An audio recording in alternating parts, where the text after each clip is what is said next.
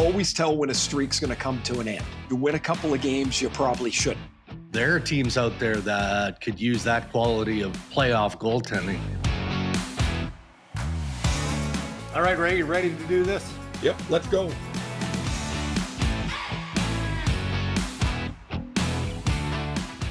Powered by Rev Media in partnership with TSN, it is Season 7 of the Ray and Dregs Hockey Podcast, presented by our title sponsor, Tim Hortons. Tim Hortons has kicked off the season with a brand new holiday meal. It's available now through the end of December 30th. So when you order any flatbread pizza, plus your choice of a side, a small or a medium hot or cold beverage, doesn't matter, you walk away with a free pair of novelty holiday socks. So whether you're craving something cozy, maybe you need something festive, it is a holiday meal that literally will warm you from head to toe. So stop by Tim Hortons, your local Tim Hortons, and get yours today.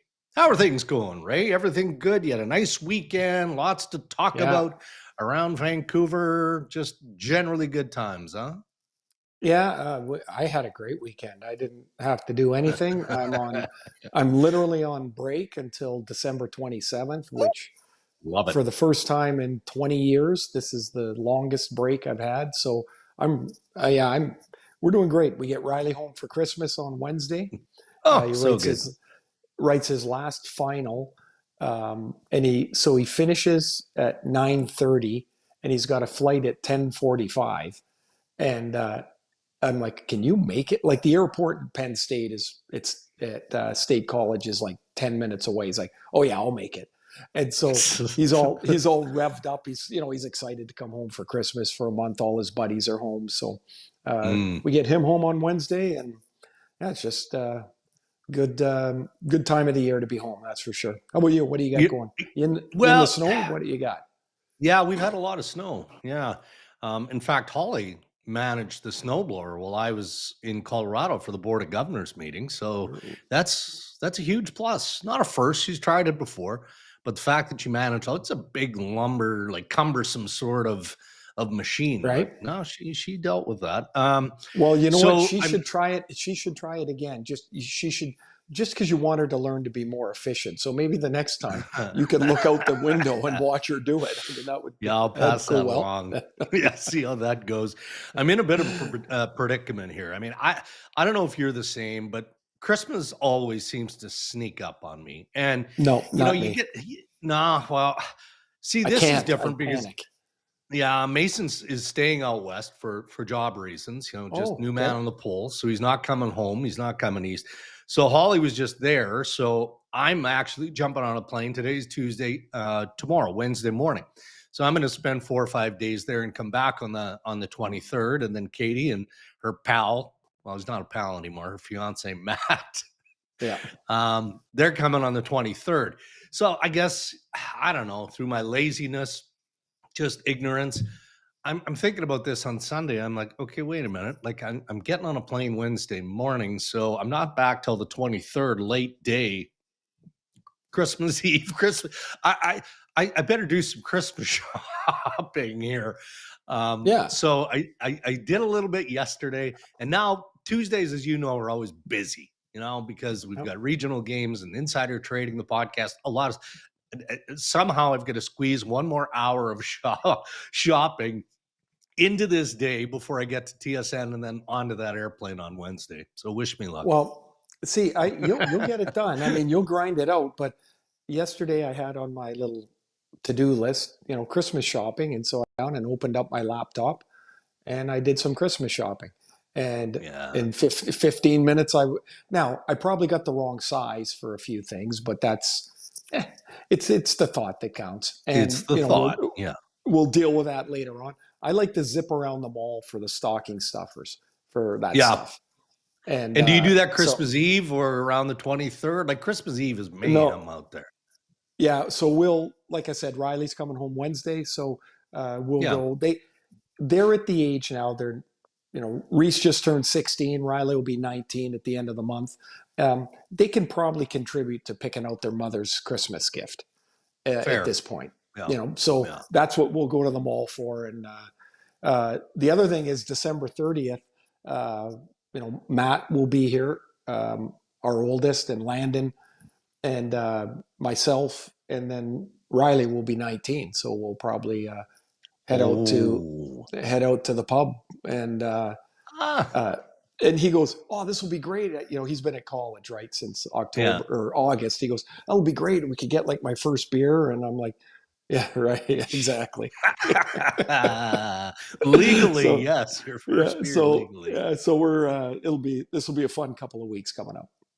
Nice. All right. Well, let's get into the Canadian Brewhouse headlines. And it makes sense that we would start with the big trades on Friday, but because of the antics that happened on Monday night in the National Hockey League, we're going to go there first. Headlines brought to us by the Canadian Brewhouse.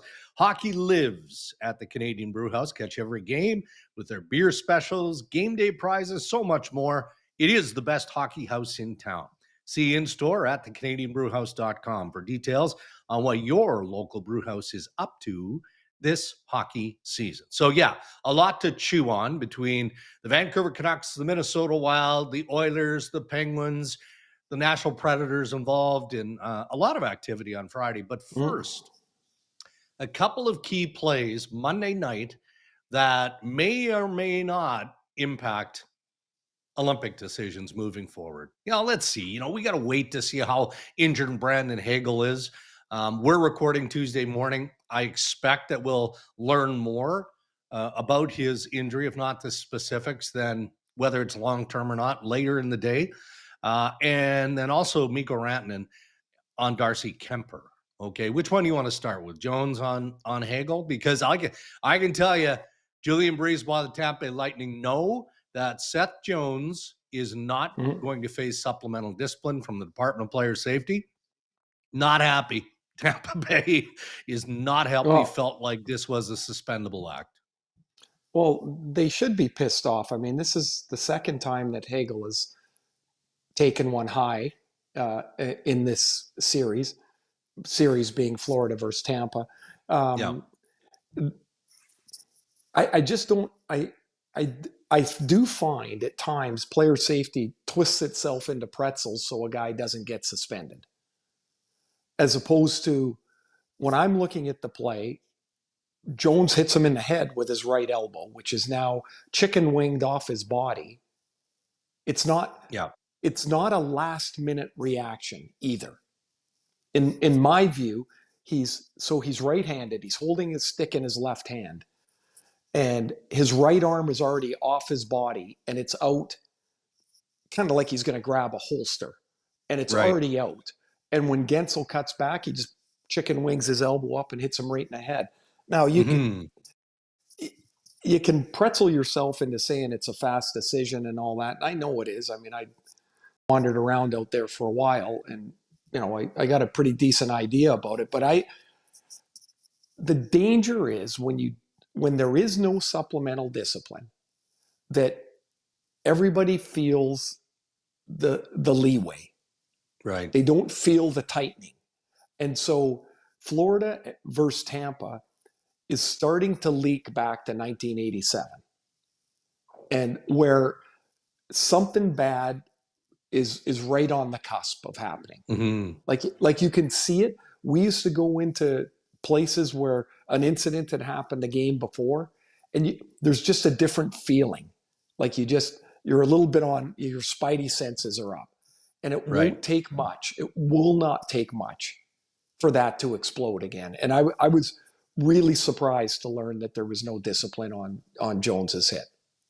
All right. Well, Zuby, why don't you bring in the still image? Because the still pictures are very damning. It clearly looks like Seth Jones is targeting Brandon Hagel, and specifically targeting the head. And the Department of Player Safety recognizes that this image right here, for those who are watching on YouTube, looks bad. It flat out looks bad. But when you run the video, it looks far less vicious, and it looks like Hagel is stopping up and cutting back and trying to cut around Jones. But that's not what happened. It was an ugly collision, but I think that's the explanation that the Department of Player Safety would have. Well, the still shot always looks worse. It really does. Even with you, if you see a goal against and there's a still shot, and somebody will put out, what does team A looking at. Nobody sees the guy behind him. Well, that all happened in a half a second, right? There might have been a bouncing puck or whatever. Everybody turns this way, and the guy that's open's standing in front of the goalie by himself. Like, Right. I get the still photos look bad, but sometimes they look bad because they are bad. And you can say, oh, it's just the old quote unquote hockey play that went bad. Yeah, he elbowed him in the face. And so if it is a hockey play gone bad, well, then it's a bad play. And I don't, Dregs, I've always felt this way. And, we talk about it enough that people are probably tired of me saying it. And I always think you suspend more rather than less. I think there is a deterrent to it. The league has never got there. They have never got to that mindset. So they're looking at things differently than I would. That's my view, is that had to be a suspendable play. And for all the Florida fans and players and coaches that don't think that, no, it's not, it's just a hockey play. What would have happened if, I don't know, pick a Tampa player had elbowed Sam Reinhart in the face like that, and Reinhart had to leave the game? What would they be doing? Of course they would be pissed. And so anytime you see an incident, you got to flip it the other way and go, now what would they think?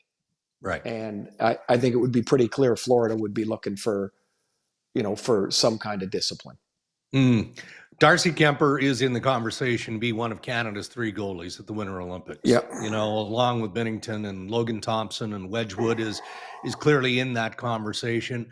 Kuemper gets clipped by Mikko Rantanen. And I mean, is this stuff coincidental? I don't know. How do you get into the headspace of Mikko Rantanen? But what is undeniable is we're seeing a different version of Mikko Rantanen when it comes to this stuff this season than maybe we've ever seen from a star player like him.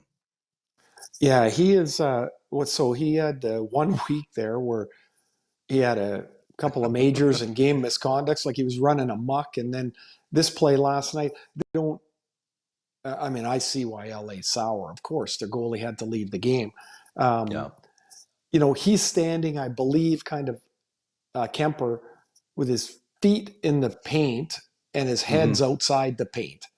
And the problem with this argument about blue paint and white paint is that it's not a definitive space, right? Like it is possible, right, to have your feet in the blue when you're head outside. And the forward, in this case Rantanen, I always felt like that white ice is mine to go through. And the goalies gets the blue ice. Well, what happens when, like, my feet are in the white paint, I'm the forward, I'm screening the goalie, and my ass is in the blue paint? Yeah. Like there is no definitive line. Like, Darcy's feet are in the paint and the rest of them is not. Like, right. It didn't look intentional. It didn't, man, but I can see why there was nothing else to that. I get it. Yeah. Doesn't mean that anybody should be happy about it. I think that to compare that to the Jones play are two different things in my mind. Like, I would agree. They're not, like, one is a hockey play. The other one is a guy got elbowed in the face. Yeah. And I think there's a clear difference. So we've had some time to digest the Quinn Hughes trade to the Minnesota Wild. We've seen the early returns for both clubs, and we'll see how that develops with all the pieces involved here. I've seen a lot of blockbusters over the years. Normally, it happens in the off season. Sometimes you get a trade of magnitude, not necessarily impactful around the trade deadline. Often it's involving expiring contract, like a rental type player, all of that. But Ray, I can't imagine a deal being offered better than the one that the Vancouver Canucks got for Quinn Hughes, which is saying a lot when you consider the quality of the hockey player here in Quinn Hughes going to the Wild. So I'll start first with the Wild. Like, they get a tremendous player and an outstanding person. Like, I know Quinn just a little bit. He's he's just whatever Ellen and Jim did raising those kids. Like they've got some special people, like some caring people that give a shit about their team. They play for a bigger cause than themselves. I just have the utmost respect for Quinn in particular. He's the one I know the best, and I'm telling you, he is a fabulous player. And Minnesota's got a terrific player. The Canucks were offered, as it's been widely reported, different packages from different teams. None of them were as young as this package, which clearly is the way and the thought and the road that the Canucks have moved on to. So in a sense, in essence, you get 4 first-round picks in Rossi, Ogren, Buium, and the first in 26. Buium's the prize of this package. Yeah. For them. Ogren, Leon Ogren, in case people wouldn't really know, like he played on a line in Sweden with Jonathan Lekkerimäki. They were both, and their center was Östlund, the guy that Buffalo drafted in the first round that same year. All 3 of them went in the first round. They're all, and so now Vancouver ends up with Lekkerimäki, who they was drafted at 15, and Ogren, who was drafted at 19. And so, like Ogren's a big, powerful kid. Marco Rossi's a slick 60 points last year, and many people feel that's kind of the range he is, a 60 to 65 point guy. That's a second line center. Clearly they need that. But the point is they went out and they turned away from the packages of older players into the package of the younger players. And that clearly sets their path forward. And will it be successful? Well, we'll see where the rest of it goes. Like, it's pretty easy to see, Dregs. Vancouver's going to end up with a pick wherever their pick is. Plus, they've got Minnesota's first round pick. Then they're going to get their own pick in the second round. And then, Sherwood likely will get traded. That's either a first or a second. You're going to have 4 picks in the first 50 or 55 picks in a really good draft. And plus, you've got the 3 young players that they got in the trade. So I think it's pretty clear to see what they're attempting to do here. Quinn Hughes, he praised on Jim Rutherford and the Vancouver Canucks. He thanked Francesco Aquilini and then sort of took a bit of a swipe at Fitzy, Tom Fitzgerald of the New Jersey Devils, for my words, for not stepping up. But that's not really what he meant. Like, I mean, these teams, to your point, had opportunity. The packages weren't as valued by the Vancouver Canucks in comparison to what they knew they had from the Minnesota Wild. But this is just Quinn acknowledging his level of gratitude to Jim Rutherford, who did put the person first, Quinn Hughes. And you and I have talked about, the learnings of Bill Guerin from Jim Rutherford, where the best deal is the deal where everybody is happy. In some way, shape, or form, everybody is happy and it's fair. And those deals aren't easy to make, right? Because if you're Minnesota, you're giving up all these assets. These are all good pieces, but you're getting a heck of a player coming back. So you step up and make the deal. And I think that's what Quinn was referencing, as opposed to, again, maybe he didn't take a clean shot at Fitzy or the Devils or anyone else. Just acknowledge that Minnesota stepped up in a big way. Why? I think so. I mean, it made me sit up for sure when he had his presser. I guess you look at, so there were certain players teams had off the table, and when those players were discussed, that was the end of Detroit, that was the end of New Jersey, that was the end of Philly, and because the youth of the players was becoming paramount to the Canucks' return. Sure. And when the other teams didn't want to do it, or Jersey didn't want to include one of their top end players off their roster, then that was the end of that. And each team has to make their own determination. But the second part to it, I guess, Dregs, is he's got a year and a half left on his contract. And if you didn't think that you might be in the running to get him signed past that, Yeah. then that would limit what you would put on the table. And again, we can all say, oh, I would have done this and I would have done that. Well, you're not sitting in that bloody room. And there are lots of deals that make sense that get reported out into the media that just were not there. And Right. that happens across any trade scenario, because I can't think of anybody that said, oh yeah, when Quinn Hughes gets traded, Minnesota's a likely destination. That did not come until late in the late. Hell, Billy was making his Christmas meatballs there. And, so like that, could you imagine him with an apron in the kitchen though?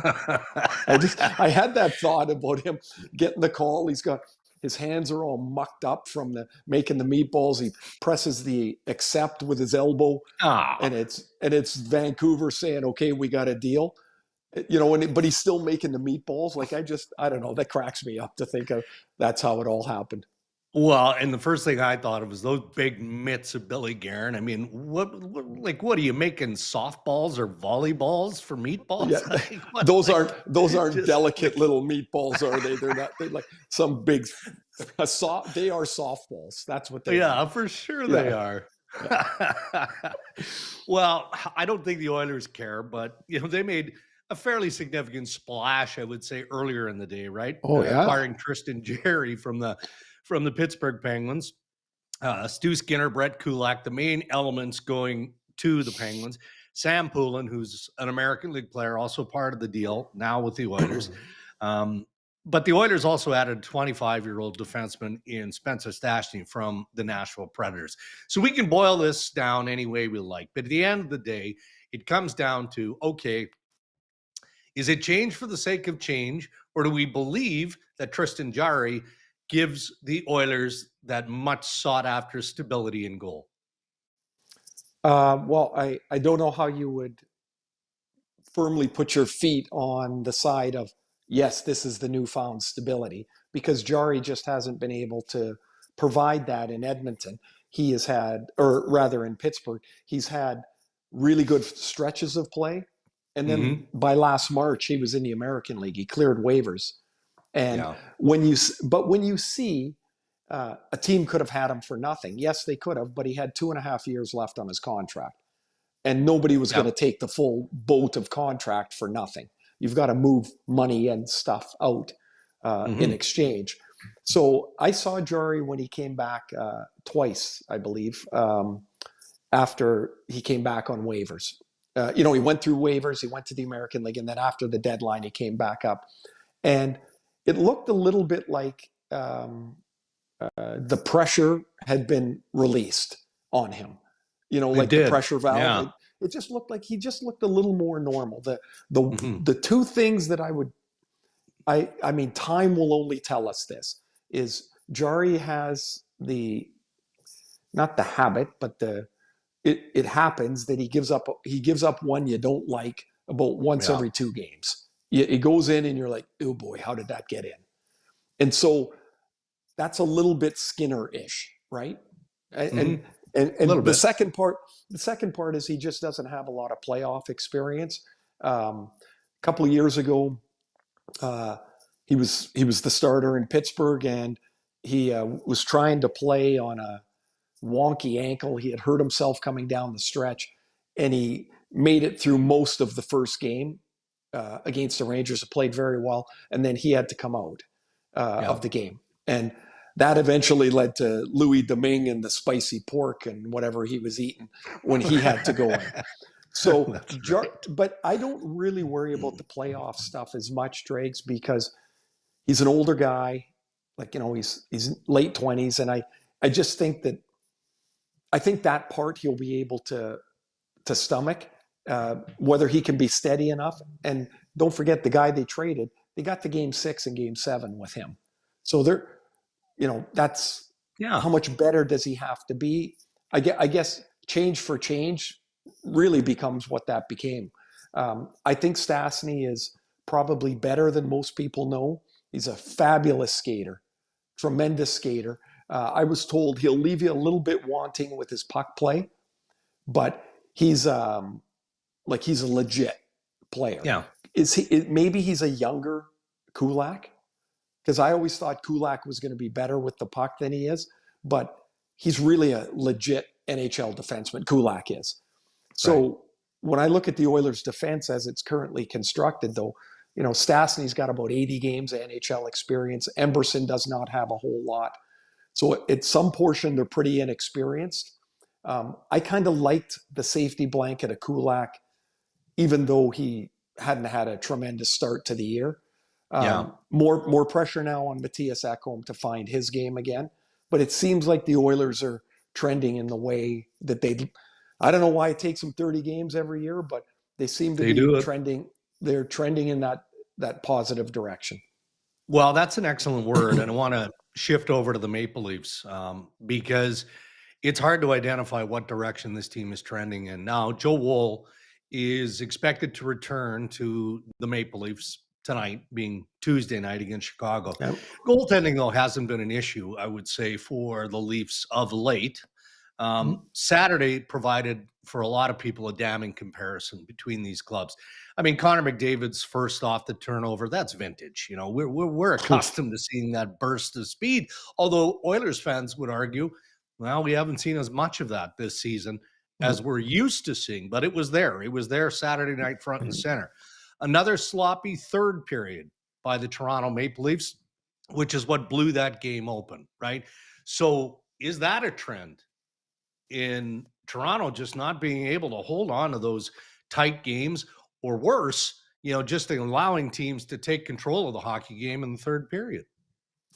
I do think you have to think, or always think about that when something like that happens. Is it a one-off? Is it a trend? Is it something that happens a lot? Well, even though he's not had a very good year, Brandon Carlo's out of that lineup. Yeah. And even though he was having a really good year, Chris Tanev is out of that lineup. Yeah. That changes a little bit of the way that the Leafs can line up their defensemen.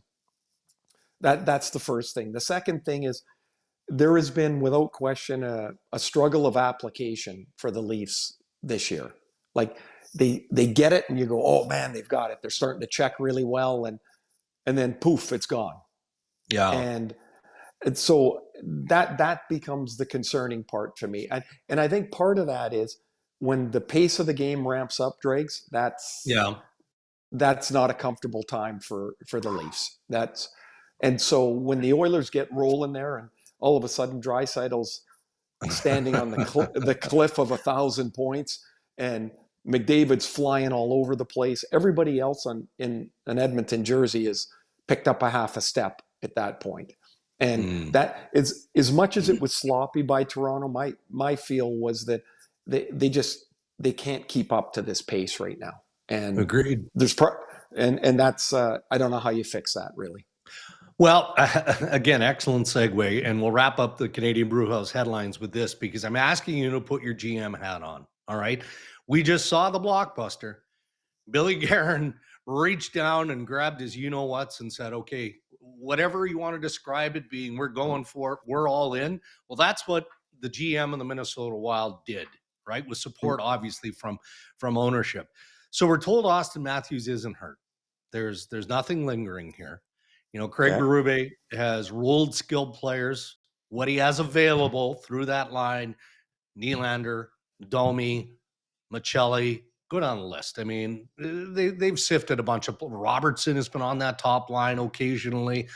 Will the Marner hangover, Ray, end, or does Brad Treliving have to find a way to do what Guerin just did and find a player that should complement Austin Matthews? Because Matthews doesn't want to change his game, right? He needs more pucks in the offensive zone. How do you find that piece? Well, yeah, he should go out and get a forward to play with Matthews. Now, who would that be? And as soon as you identify that player, and you're talking about Guerin moved for the equivalent of 4 first-round picks. The Leafs don't have that. Right. So this is something that I don't know why. Maybe I'm just frustrated and fed up with hearing it. Oh, Team A needs to go add this player. Oh, you don't think they know that? That player isn't there, or they would go at it. they don't have the cap space or the assets, or that player isn't available. Like, clearly they need another winger.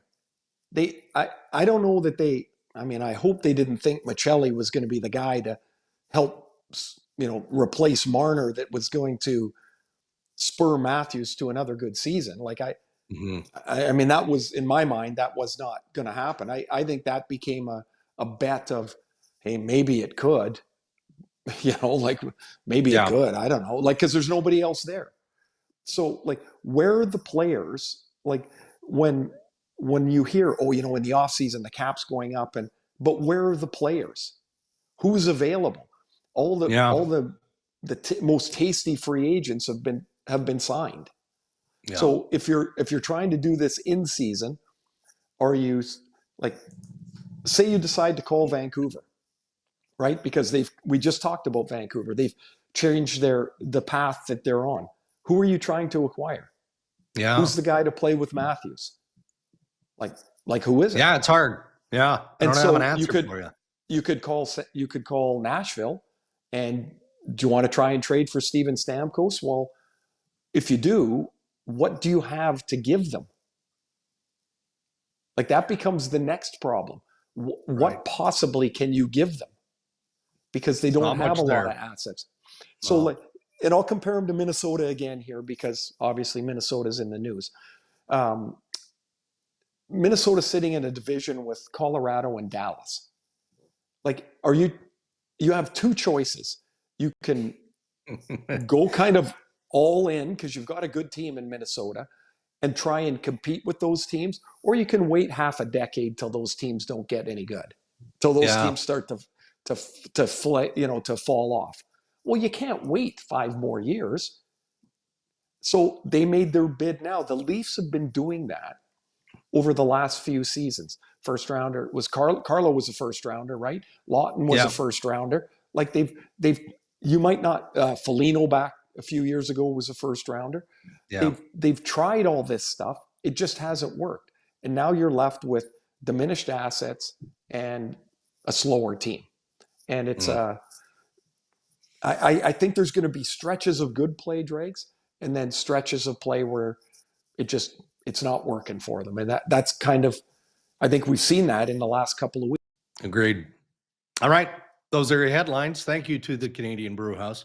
Time to bring in Ryan Rishaug, the president of Rev Media, for our Ask Ray and Dregs Anything segment. You can send us your thoughts and questions on X, Instagram, or on the website, Ray and Dregs. Why is that funny, Ryan? Why is that funny? I mean, I'm TSN's Edmonton bureau reporter. I mean, Rev Media is like this, tiny little entity. But sure, that sounds better. And actually, why don't you font yourself? Why don't you just put a font up there that says me, Ryan King, Edmonton Media? Because when I started my own company, you can kind of give yourself any title you want, right? And so you're actually downgrading me a little bit. I'm not the president of Rev Media. What I went with was the vice chancellor of Rev Media. So that's my actual title, the vice chancellor. What's Randine's title? Grand Queen Poobah of Rev Media. So she is she runs the whole thing. Yeah. As it should be. So a few questions, trade related, in Ask Ray and Dregs Anything. You guys, you touched on this one a little bit, but over on Twitter, Steve Rosso wondering, just talking about some of these other options that were thrown out there. So if Steve Yzerman relents and includes Simon Edvinsson in a trade package for Hughes, would that have ended up being more enticing for Vancouver than Boyum was? Like, if some of these other teams that weren't willing to go there were, Ray, in your mind, would there have been a more enticing package available? Or was Billy Guerin's, what he was offering going to be about as good as what anybody was even thinking about? Well, this gets into if your aunt was your uncle sort of thing, right? Yeah. And, so say it was Edvinsson and 3 guys that can't play and a second round pick. And I think the totality of the package, like the 3 young players, and the first rounder, like Edvinson's a terrific player. And of course, man, any team would be interested in him. He's going to be a star, man. he's a terrific player. And that's probably why Detroit said, no, you know what, we can't include him. So I don't know that Detroit was willing. So if you look at the package, so if Bouillon becomes Edvinsson, then it's either Danielson or Casper that becomes Rossi. And then you need another forward to replace Ogren, same style. And then you need their first round pick. Like, it doesn't feel like that was going to happen. And so I think clearly they took the pick or the deal they felt was the best suited for where they are. Yeah. And just, I can't say it better than that.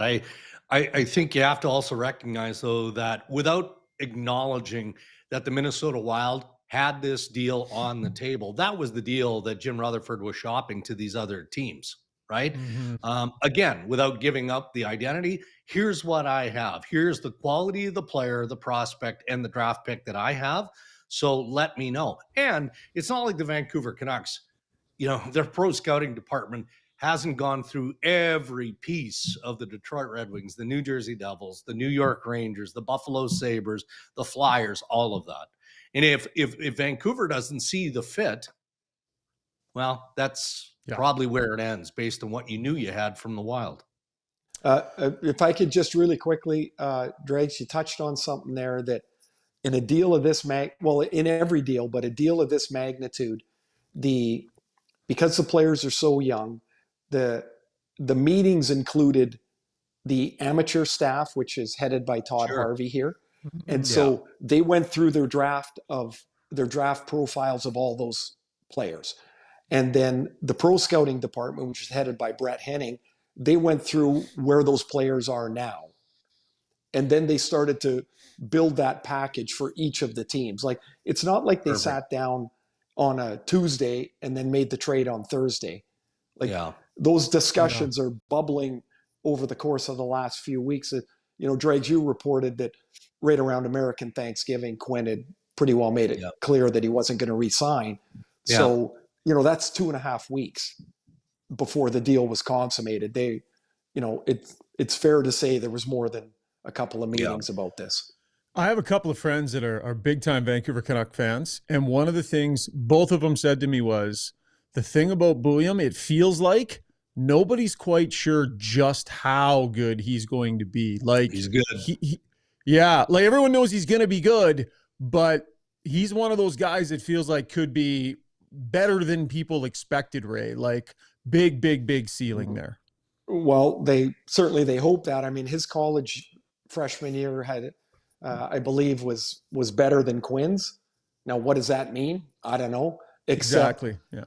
Like everybody projects somewhere. And then some people blow through that projection. Some people don't quite get there. Some people, the projection's right. There's not much of a question. Bouillon's, a top 3 defenseman on your team. Can he be what Quinn Hughes is? I mean, how old's Quinn? 26 now, I think. Yeah. So like Bouillon's 20. So you've got to go through that. But the one thing I will say about Quinn was pretty quickly, it became apparent that, he plays a little bit differently than everybody else. Right. And so I think the next couple of months we'll get a better sense of, when Bouillon plays 18 to 20 minutes a night, what is he looking like night after night after night? Yeah. Mm-hmm. Even if he can get to 75% of Quinn Hughes, if he's a third the price, good. Right? There's kind of that. Yeah. Okay, sticking with this theme, this is from Daniel and Cranbrook. With all the power in the Central and the potential shift in the balance of power with Hughes being dealt, what's your predicted order of finish in the division? Love the show. Dregs, how was the massage? Don't answer that one, Dregs, because I've got another massage question coming up for you. But your predicted order of finish in the Central. And as we take a look at the Central right now, so I guess people are wondering, is Minnesota going to get enough of a bump? All 3 teams have 7 wins in their last 10 games. The Avalanche with 53 points, Stars 4 back at 49, though they've played 2 more games. And the Minnesota Wild 1 more game than the Avalanche, have 43 points. So they're 10 points back. I guess really the question, can the Minnesota Wild make up some ground on Dallas or Colorado? I think the division will finish just how it is. Mm-hmm. And so like this is what I was saying earlier. So Guerin goes and adds Quinn Hughes, and you still play Dallas in the first round. Yeah. Yeah. Like, like, and if you win, great news. Then you get to play Colorado, right? Yeah. So like, there's the road is hard for, like, in the first round, at least one of those three teams is gone, right? And so I guess you do the best you can. You hope that you've put together the best team you can. Dregs, you talk to these guys all the time. Does it feel like Minnesota's finished? No, but I would say the Does same it with feel the like Dallas Stars. I was just going right? to say, does it feel like Dallas is just going to sit around? It No does not. chance. Yeah. No.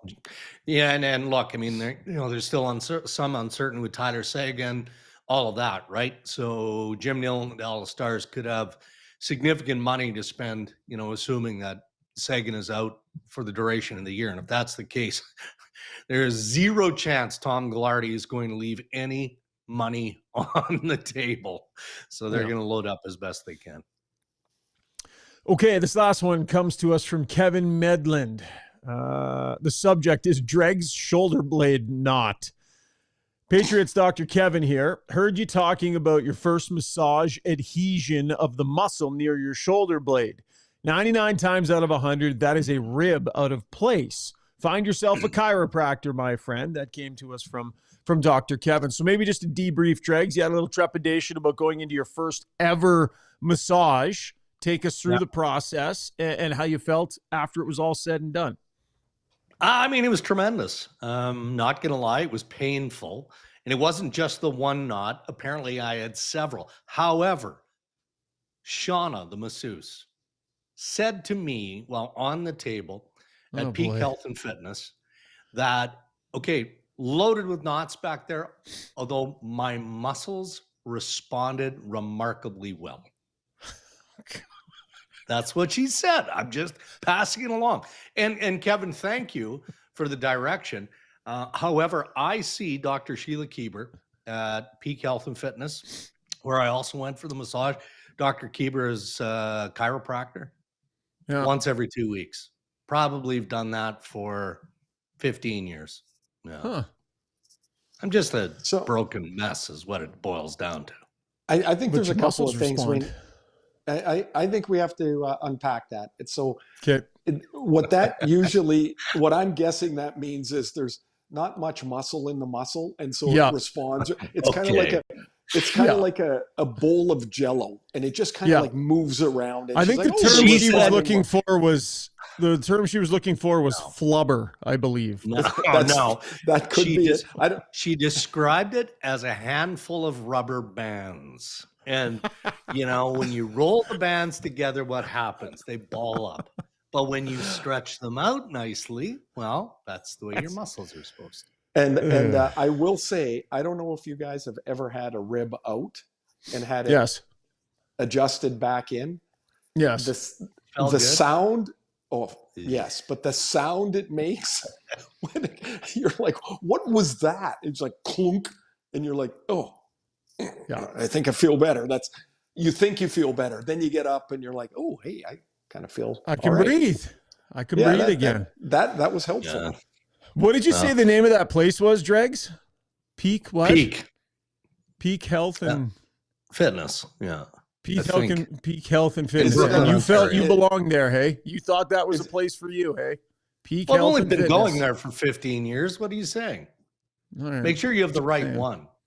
Is it a 24-hour place or no? Hey, I'm just curious. By the way, Andy Petrollo is it by the airport? No. Andy Petrollo reached out to me yesterday because she thought it was hilarious that I was going to my first massage because she's like, "Are you even living?" And she goes, "How was it?" And I, being the smart aleck that I am, I'm like, "Well, the ending was terrific." No, you didn't. No, you didn't. Get out of here.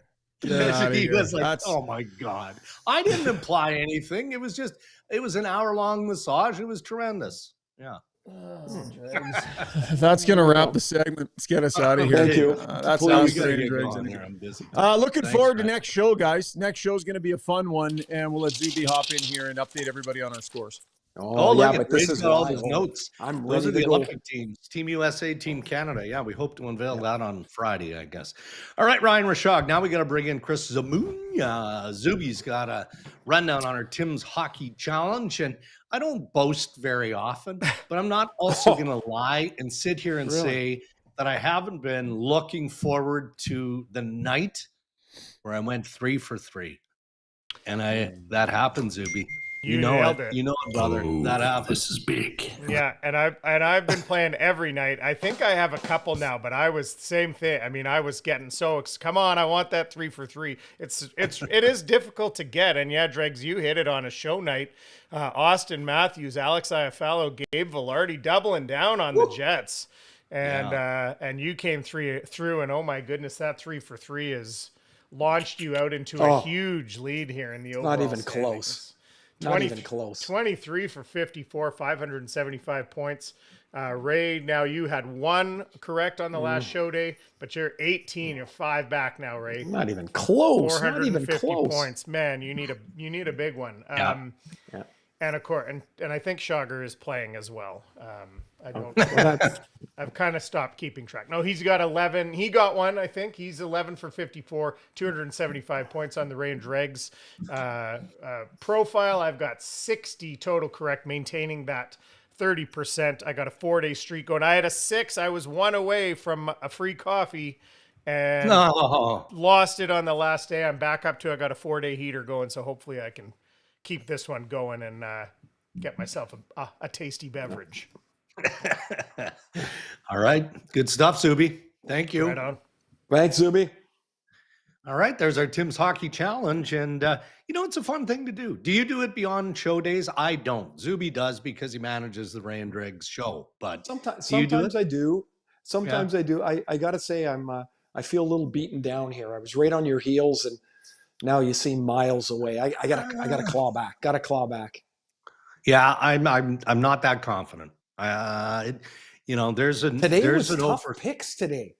Today was tough. I think I went with 2 Leafs. I went with Matthews again. I mean, in Chicago, they're depleted. And I think I went Nicky Robertson in the 3 slot just because he was just out of the press box. He's going back into the press box pretty quick if he doesn't score or get going. Right. So I can't remember who my middle pick was. I'd have to look. Yeah, I'm having I want to say I took Jake DeBrusk. They're in New York today. He scored last game. He's a bit of a streaky guy. Yeah. And so I took him. I think I took John Tavares. No, I took Nylander today. He's got to score eventually here. Yeah. He will. And then I forget who I took in the third bucket was a tough one. That was a tough one today. Yeah. But anyways, all right. I got to make a comeback here because this is just I'm spinning my tires.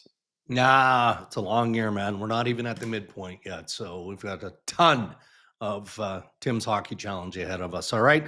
So you're looking forward to the week. I'm heading west to be with family. So it's a good week. Yeah, safe travels and Hayda Mason and all his adventures as he looks after the cabbage. And we'll talk to you. I think we're coming back Friday with our Olympic team. We are. So thanks for listening, everybody. Yes, Ray and I will put both of those out. Team USA, Team Canada. So 4 teams, projected rosters for you to peruse in the next edition of the Ray and Dregs Hockey Podcast. All right, Ray, thank you. Thanks to our sponsors who continue to support the pod. Tim Hortons, thank you. And thank you to the Canadian Brewhouse. Until next time, stay safe, everybody.